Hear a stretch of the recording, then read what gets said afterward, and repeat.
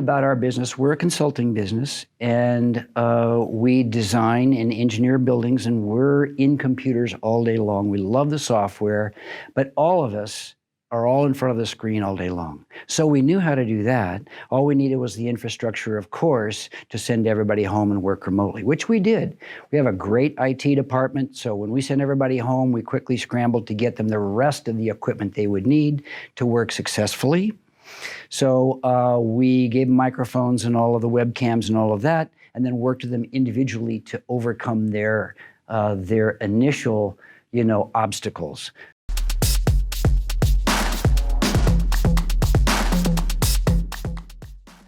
Pandemic, the thing that's amazing about it is that it was so unexpected. Really, I don't think anybody had any experience in regards to how to handle a crisis like this.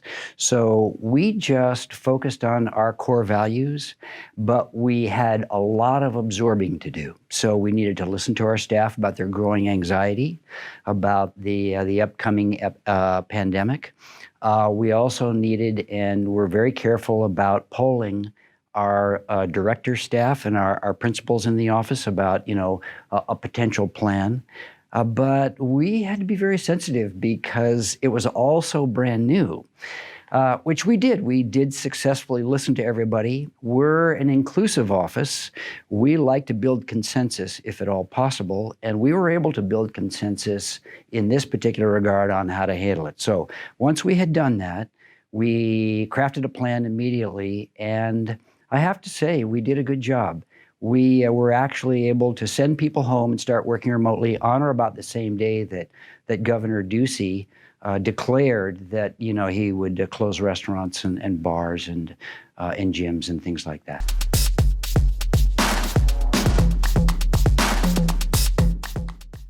Well, we're inclusive. We've always been inclusive, and as I mentioned earlier, we always try and build consensus for any big item that we're going to adapt or want people to follow through on. And I think that's very, very important. There's a couple of other things about us. I mean, we're enthusiastic. I personally love to be enthusiastic with everybody around the office. And by the way, we're in a very stressful, very complicated arena. What we do as architects is actually extremely difficult. It's very difficult. And it's easy to, buttonhole people, or to, I should say, put people in silos and put them into categories within an office so they just do one thing, so you can get focused on just having one thing done by one group. And we have really worked hard to resist that over our whole careers. So my partner, Paul, and I, we've had a very, very successful partnership over the last 20 out of 25 years of the office, doing exactly that, making sure that everybody has as much responsibility as they can possibly take on.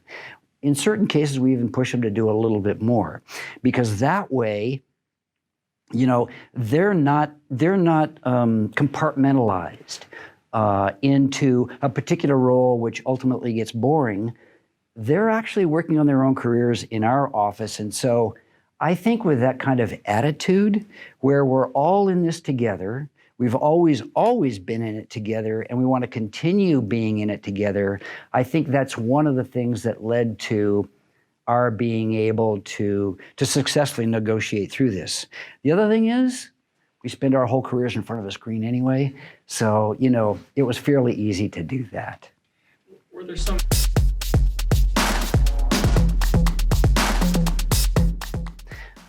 We found that what we missed out of working remotely was those teachable moments. So we missed the collaboration that evolves out of spontaneity and all spontaneously being in the same office at the same time. So there were teachable moments we missed, and there was a few things on drawing packages that went out that got missed. Now we have a very involved QA/QC process, so we caught all that stuff. But on the other hand, it was obvious to us after 6 weeks or so that was one of the issues that was just going to happen inadvertently, and you can't tell when it's going to happen. So you got to have the back end on your process to make sure that you're picking that stuff up as best you can.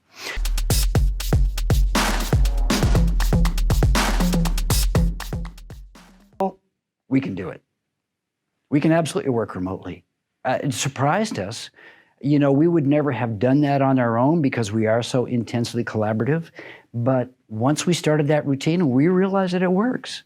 So right now our office is working on a program where we're going to find a way to have us on a regular basis work remotely, and because we found that we can do it.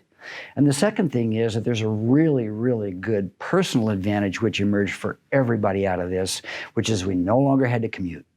So everybody got that commute time back. And I know that for myself personally, my wife and I certainly enjoyed that extra time in the evening after the workday when we got a chance to, we had a few more happy hours, during the quarantine period.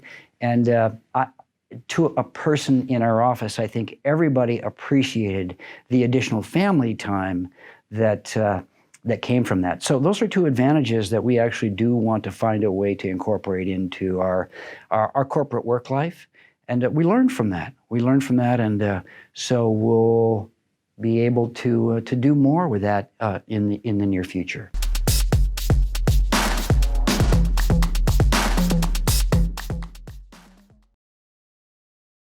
Well, in our own business, we saw a slight downturn in regards to revenue in the second quarter, which is, of course, during the intense part of the first quarantine. Revenues were down slightly. In the third quarter, they've picked up, and we fully anticipate that by the end of the year, we will have reached all of our financial goals. So in our particular arena, which is light industrial and manufacturing, all kinds of industrial kinds of facilities, we haven't seen much of a slowdown. So I do want to talk a little bit more about that in a moment. Our heart goes out to, however, all of those people involved in the restaurant and entertainment and hotel industries, not only throughout the metro area in Arizona, but nationwide. I mean, there has just been devastation in those areas. And the reason our heart goes out for those people is because that's what we went through, industry-wide, real estate-wide, during the recession, of course, in the late 2000s and early 2010s.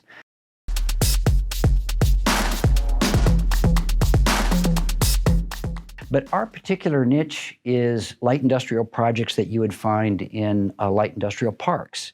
It's the kind of businesses that are contractors, manufacturers of all kinds, assembly of all kinds, anything from 10 to a couple 100,000 square feet.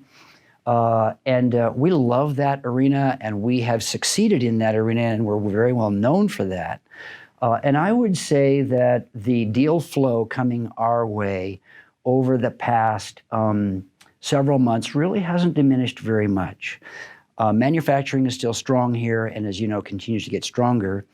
A lot of the distribution business has now burgeoned not only into very large distribution, which we're all familiar with, everything over 500,000 square feet, but also into the smaller last mile distribution product, which is now emerging, and which is kind of led the way by Prime, Amazon Prime, and those kinds of facilities. Those are all smaller distribution buildings. They're doing fine too. But there's a reason why the light industrial manufacturing area really hasn't suffered too much, and it's because of housing. So in the Valley area, the real estate economy and used to totally depend upon housing and construction of all kinds, and that, of course, was what was so devastating in the original recession that we all suffered in 2007 and 2008. We haven't seen nearly as much of that now because our economy is so much broader based and so much more extensive. But on the other hand, housing has always led in the Valley, and light industrial has always been second right behind that. So we're not seeing too much of a slowdown.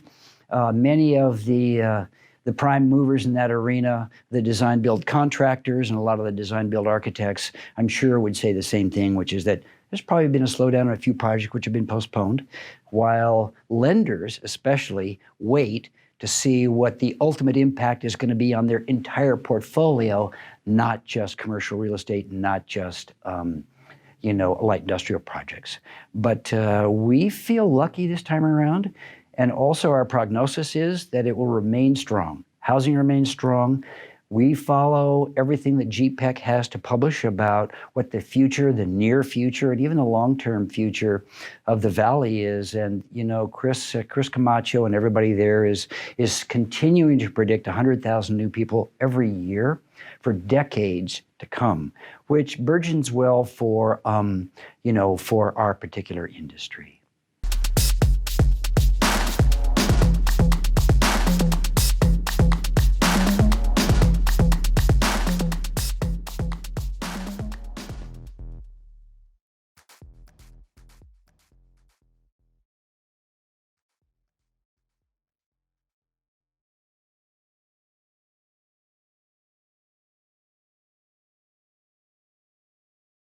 I think, first of all, the success of our projects.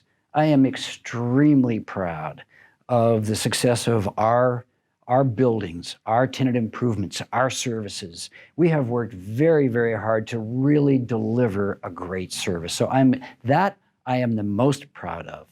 The second thing is I think Paul and I both feel that one of our other great accomplishments was that we kept 12 people busy for 5.5 years during the absolute trough of the recession. And I'm especially proud of that. So we had great collaborative partners, especially our design build contractor partners, that we welded ourselves together. But quite frankly, we were one of the larger offices in the Valley during that time, simply because we had those relationships that we could count on and really deliver for. I mean, we delivered at 120% every one of those years. But I'm also especially proud of this. Who knows? Maybe when we get through this and we all have vaccines and we can kind of look back on our remote working, maybe we'll feel equally as proud of this particular, event in our careers as well.